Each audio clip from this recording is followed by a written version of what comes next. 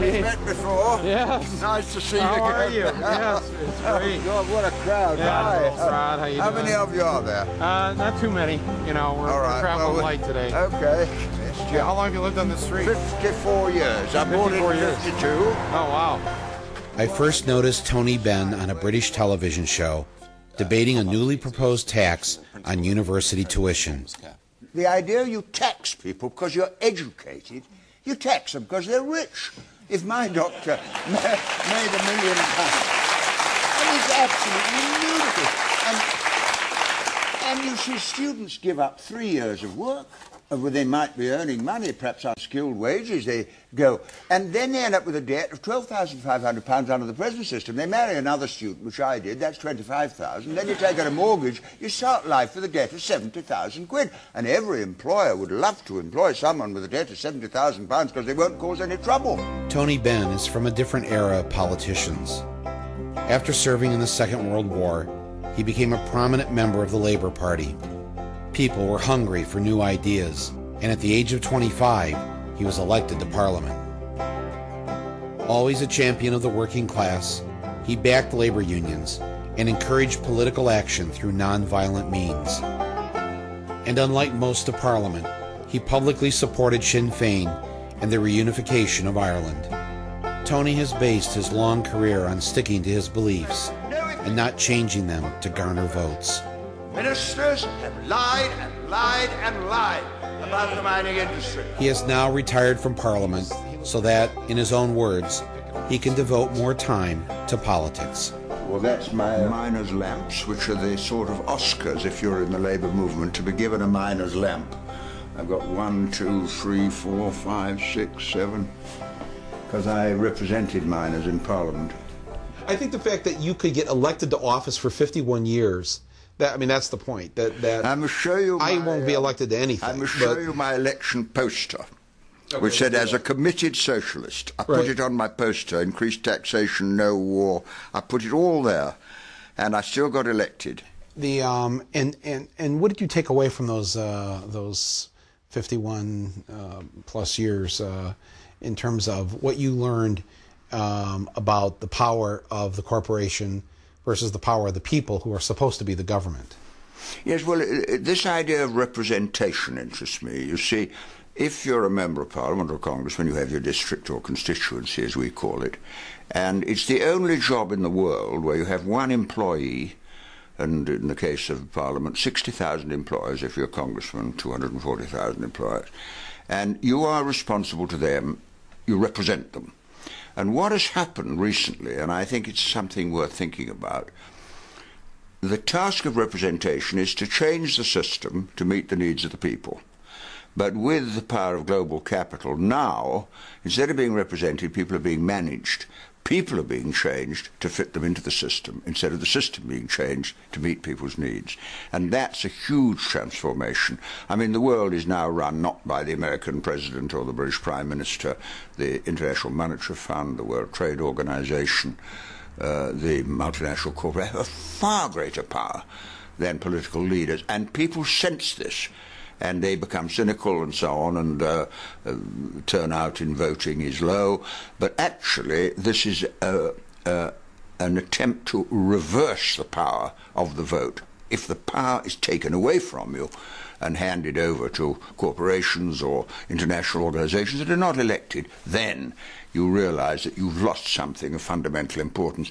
And I've participated in more elections than I can think of, and when I go into we call it a polling station, you call it a voting station, how do you call it? And an old lady comes in on crutches, and with a pencil she puts a cross on a bit of paper and puts it in a box, and with that cross she can destroy a government without killing anyone. Now, it may sound negative, but by God, I've never forgotten when the votes at the end of apartheid occurred. I was outside the South African embassy, and we had a little television set, and I saw people queuing up to vote, miles queuing, because they had the right to destroy governments and elect their own. I think democracy is a very, very radical idea. It's not accepted by communists, so Stalin didn't accept it. I don't think capitalists like it because it takes power from them and gives it to people who haven't got money. And that is a very dangerous idea indeed. I've never understood why we allow, for instance, a private insurance company, because they have to turn this profit, and they have a responsibility to their shareholders to do that. Yeah. And the best way to maximize profit is to insure only the healthy. Yes, well, that's true. And not insure the unhealthy. Yeah. It seems like a bit of a racket. And if you came from outer space and looked at this, you'd go, wait a minute. Well, you see, the interesting thing is, in the armed forces and in the American armed forces as well, you have socialized medicine. If a soldier is injured, then he's looked after. Of course, you want to get him back to war if you can, but you see, the army is a model in a way. Every armed force of the world, they train you to fly a plane or fire a gun, as I was, and they look after you if you're ill. And so if you accept socialized medicine at the heart of the Pentagon thinking, why not for everybody else? I mean, I think if you put these arguments, they're common sense arguments, really, because a healthy nation is in the interest of all of us. Just as an educated nation is in the interest of all of us. When I go to my doctor, I benefit by her education. When I get in a bus, I benefit by the training of the bus driver. And if I go in the street and I find a lot of ill people, that might affect me. So I think there is a common interest in this. You see, once you start the privatization argument, it's very, very interesting. In the old days, before we had a fire service, individuals insured their own homes against fire. And if you insured, you put a plaque on the wall, so if there was a fire, the fire brigade would come along and only put out a fire if you were insured. Well, of course, it didn't help because the house next door might catch fire. And why not privatize the police and the army? Why can't competition apply to everything? And the answer is people wouldn't have it. But why do they accept the fact that health is still on the basis of cash and not need? It's crazy, isn't it? It is a crazy system. We don't like working and somebody else not working. And I don't want to pay for that person who's not working. Or I'm healthy, why should I pay for somebody who's unhealthy? Well, that's an individualist view of the world.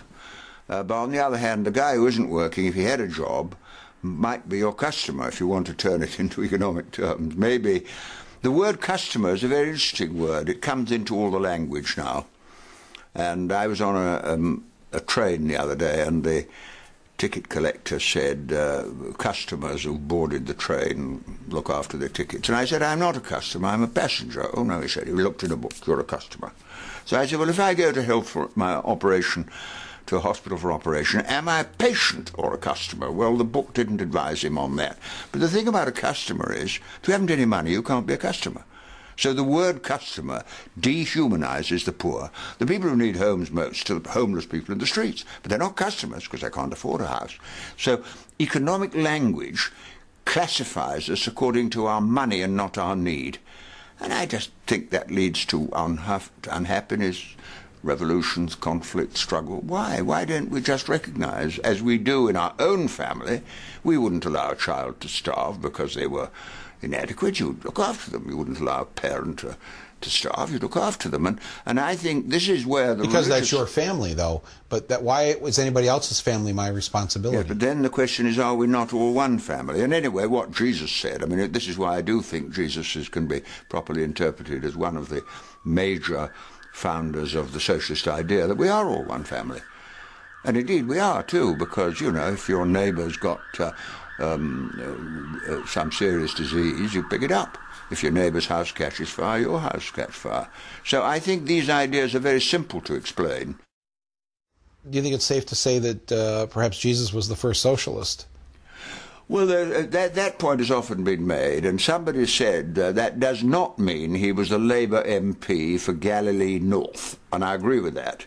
But you see, my mother was a Bible scholar, and every day we read the Bible, and she taught me something that's made a huge influence on my life. She said, the Bible is the story of the kings who had power and the prophets who preach righteousness.